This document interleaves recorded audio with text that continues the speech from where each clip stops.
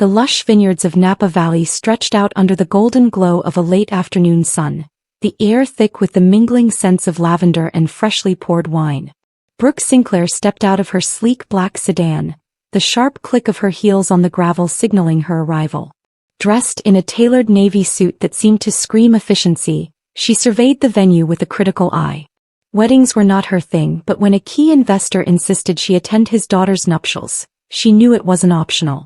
As CEO of one of San Francisco's most promising tech startups, Brooke had perfected the art of appearances. She could charm boardrooms and close deals, all while keeping the world and her emotions at arm's length. Love to her was a liability, one she had sworn off after the wreckage of a failed engagement years ago. On the other side of the sprawling estate, Harper Evans adjusted her camera lens, her fingers nimble and practiced. The world looked different through the viewfinder. Sharper, more vivid, and somehow easier to handle. Dressed in a flowing olive green dress and brown leather boots, Harper exuded effortless charm, her hair pulled into a loose braid that framed her freckled face.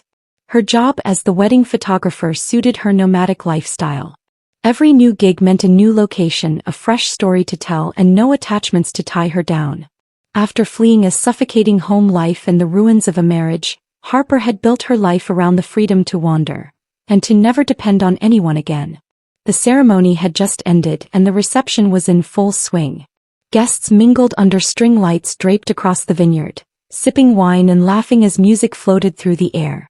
Brooke, nursing a glass of Chardonnay, stood on the fringes, watching it all with detached interest. She was calculating how long she needed to stay before making an unobtrusive exit when a flash of movement caught her eye. Harper knelt near the edge of the dance floor, capturing candid shots of a laughing couple. The golden light framed her in a way that made her seem ethereal. Brooke's gaze lingered for a moment too long before she shook herself, annoyed at her wandering thoughts. Harper straightened, tucking her camera strap over her shoulder, when her eyes landed on Brooke.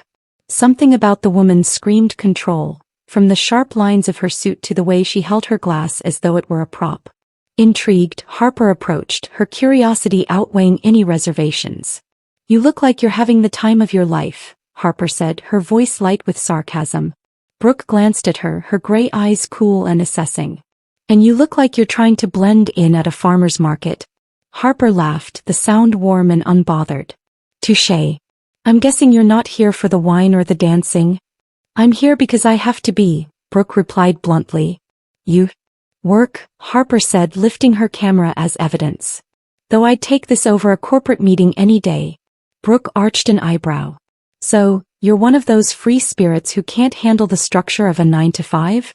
And you're one of those corporate robots who think the world runs on spreadsheets," Harper shot back, her smile teasing. Their exchange was sharp, almost combative, but neither of them walked away. Instead they stayed, each inexplicably drawn to the other's presence. Harper caught the faintest hint of amusement in Brooke's otherwise stoic expression, while Brooke couldn't ignore the spark in Harper's green eyes.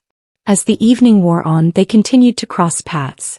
Brooke found herself near the dessert table when Harper approached, balancing a plate of chocolate truffles. "Let me guess," Harper said, offering the plate. "You don't do sugar either."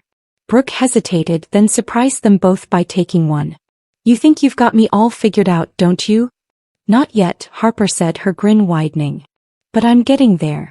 Later, as the band began to play a slow song, Harper sat on the edge of the dance floor, her camera resting in her lap. Brooke, passing by, stopped when Harper spoke. "Do you believe in this?" Harper asked, nodding toward the couples swaying to the music. "In what?" Brooke asked, though she already knew the answer. "Love. Commitment.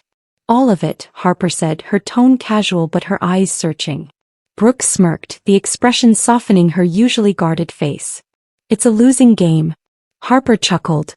"Finally, someone who gets it." For the first time that evening, Brooke let herself relax, her smile lingering longer than usual.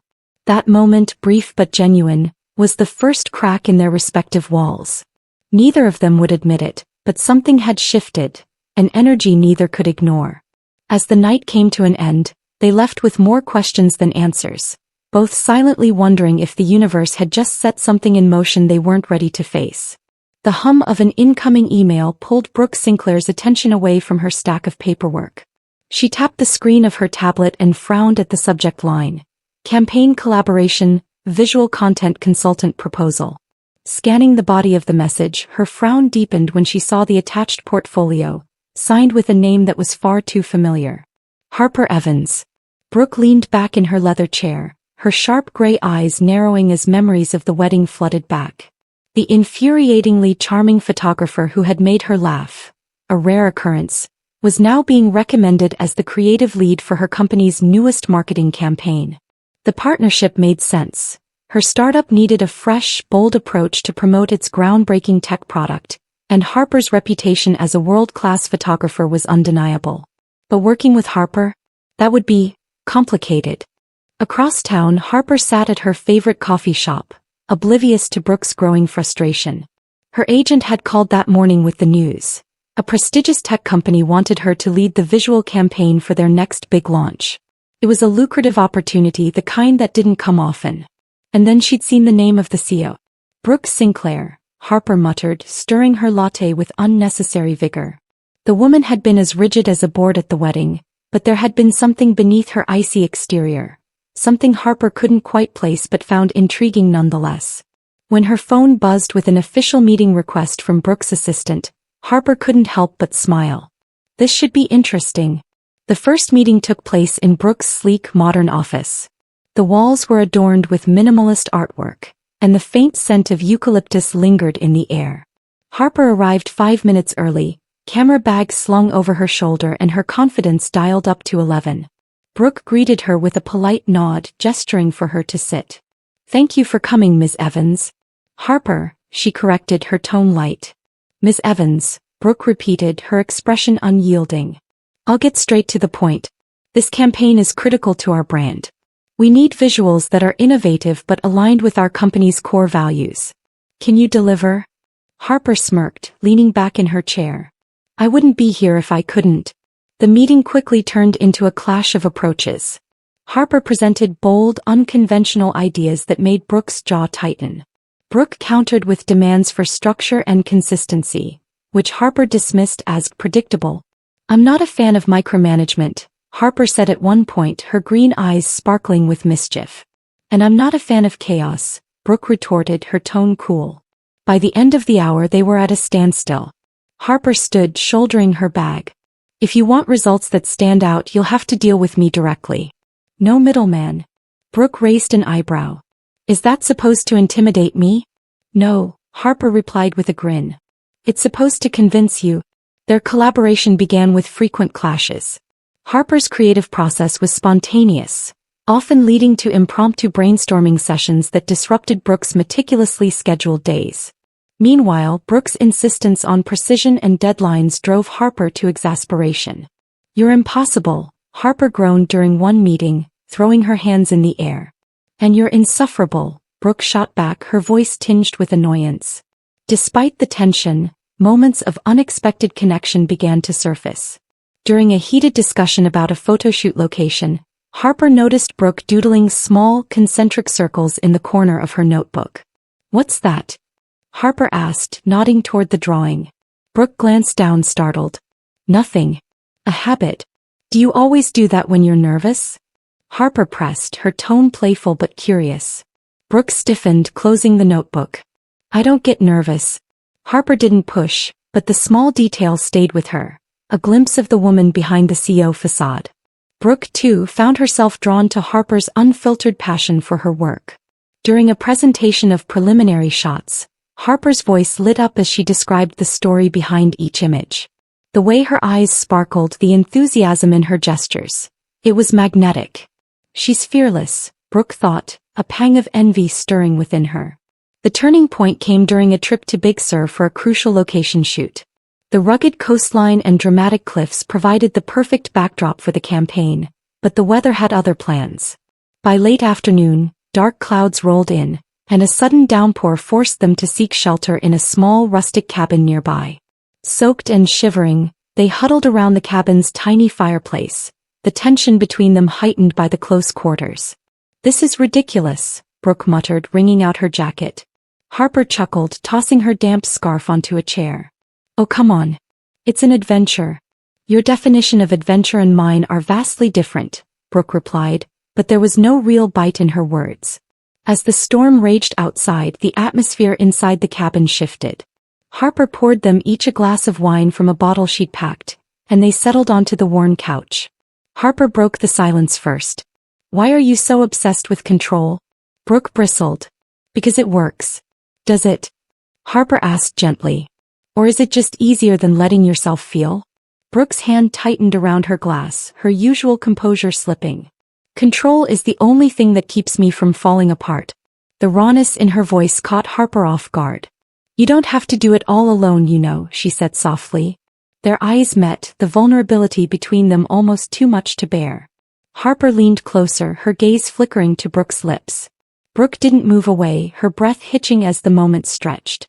But at the last second they both pulled back, the weight of their unspoken promises holding them in check.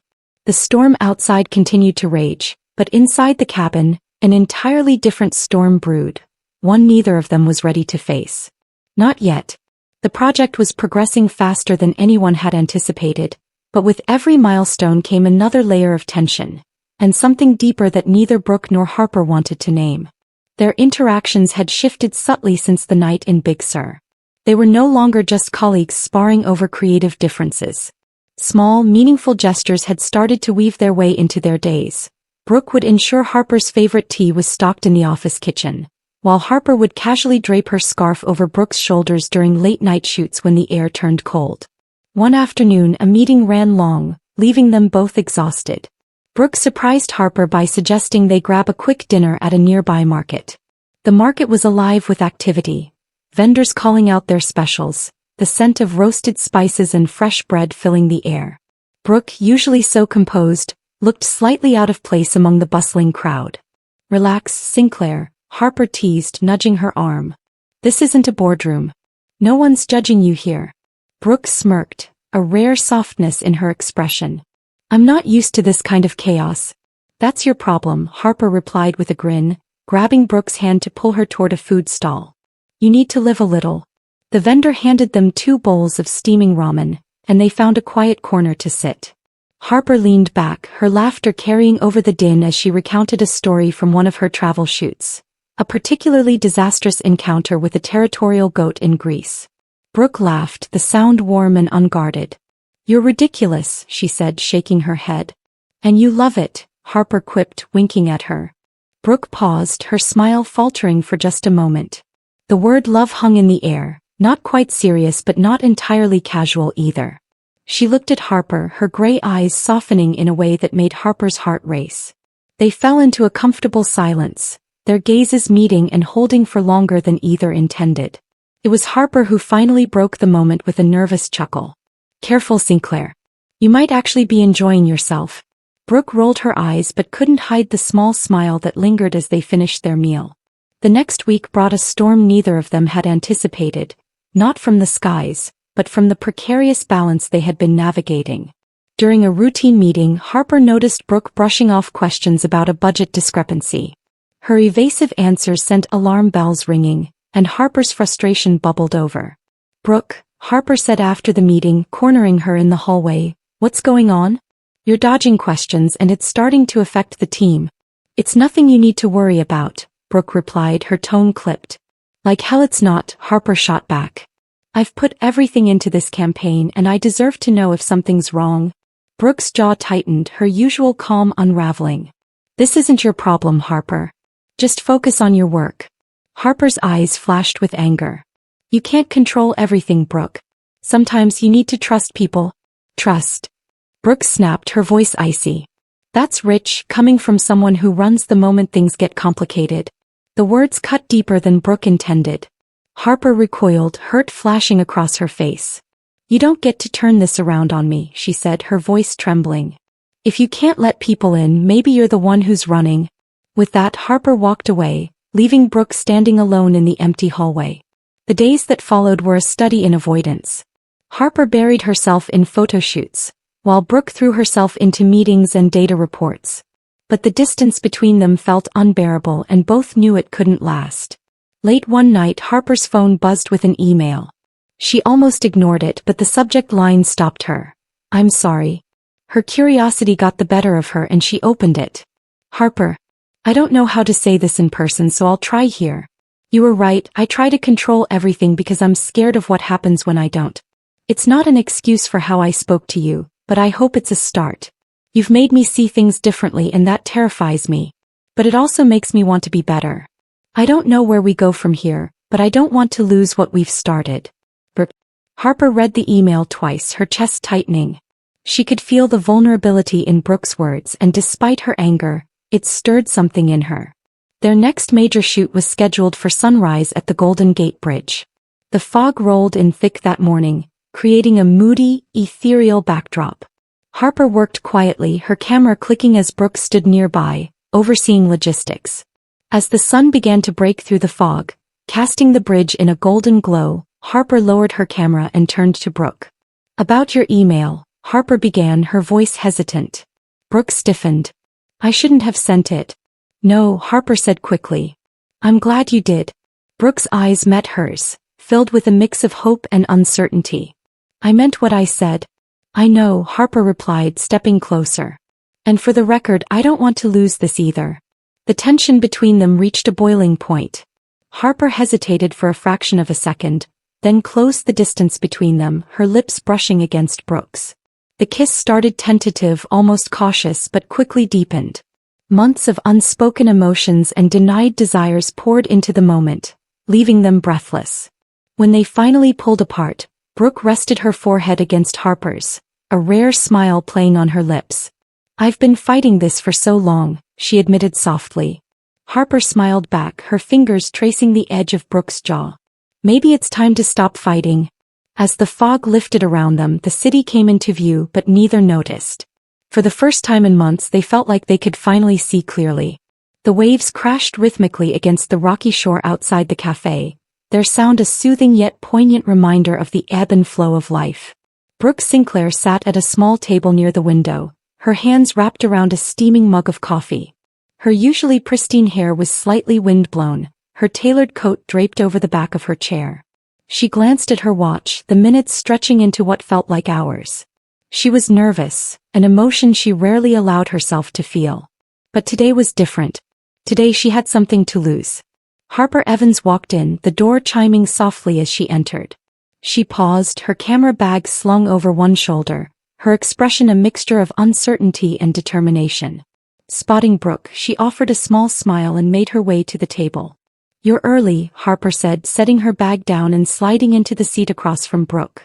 Brooke shrugged, attempting nonchalance. I didn't want to risk being late. Harper studied her, her green eyes searching. That's not like you. Neither is this, Brooke admitted quietly, her gaze dropping to the coffee cup in her hands. The air between them was heavy with unspoken words. Harper cleared her throat, breaking the silence. So, I assume you've heard about Paris. Brooke nodded, her heart sinking. Your agent mentioned it during the last shoot. It's an incredible opportunity. And you? Harper asked, her voice soft but steady. New York. Brooke exhaled, her lips pressing into a thin line. The board wants me to lead the expansion. It's not something I can easily say no to. Harper leaned back, crossing her arms. So that's it? We both go our separate ways because of work. Brooke looked up sharply, her gray eyes filled with something Harper hadn't seen before, vulnerability. What do you want me to say, Harper? That I'll drop everything and follow you? That I'll magically figure out how to balance a life I've spent years meticulously controlling? I want you to be honest, Harper replied, her voice trembling slightly. With me and with yourself. Brooke hesitated, her walls fighting to stay intact. But then she saw the hurt in Harper's eyes, the weight of what they were on the verge of losing, and something inside her cracked. I've spent so much of my life resisting, Brooke said, her voice low but unwavering. Resisting feelings, connections, anything that made me vulnerable. I told myself it was easier that way. Safer. She paused, her hands tightening around the mug. But then you happened. And suddenly resisting doesn't feel like strength, it feels like fear. You're the exception, Harper. You make me want to stop running. Harper's breath caught, her heart pounding as she leaned forward. Do you mean that? Yes, Brooke said, her voice breaking slightly. But I don't know how to do this. I don't know how to be the person you deserve. Harper reached across the table, her fingers brushing against Brooke's. I don't need you to be perfect, Brooke. I just need you to try. Because I'm scared too. Scared of what it means to let someone in again. But if it's with you, I'm willing to risk it. The tension between them dissolved into a fragile but hopeful silence. Brooke's lips curved into a small, genuine smile, one Harper hadn't seen often but always cherished. So what now? Brooke asked, her voice quieter. Harper thought for a moment, then grinned. We compromise. In the weeks that followed, the pieces of their lives began to shift. Harper called her agent and negotiated a delay on her Paris exhibit, agreeing to focus on building her portfolio locally for the next few months. It wasn't an easy decision, but as she hung up the phone, she felt a surprising sense of peace. Meanwhile, Brooke faced an equally difficult challenge. For the first time, she delegated significant responsibilities to her team, allowing herself room to breathe and focus on relationships outside of work. The process was uncomfortable, but it also felt freeing. Their relationship deepened in ways neither of them had anticipated. Harper introduced Brooke to the joy of spontaneity, taking her on impromptu road trips and teaching her to embrace the beauty of imperfection. In return, Brooke showed Harper the quiet strength of stability, offering her a safe place to land after years of wandering. One evening, as they stood together on a hill overlooking the city, Harper wrapped her arms around Brooke's waist. I never thought I'd find this, she said softly. Brooke turned to face her, brushing a strand of hair from Harper's face. Neither did I. Their future was still uncertain. Paris would eventually call Harper back, and Brooke's responsibilities in New York weren't going anywhere. But for now they had found something worth fighting for. As the sun dipped below the horizon, casting the sky in hues of gold and lavender, they held each other close, their fingers intertwined. Whatever came next, they would face it together.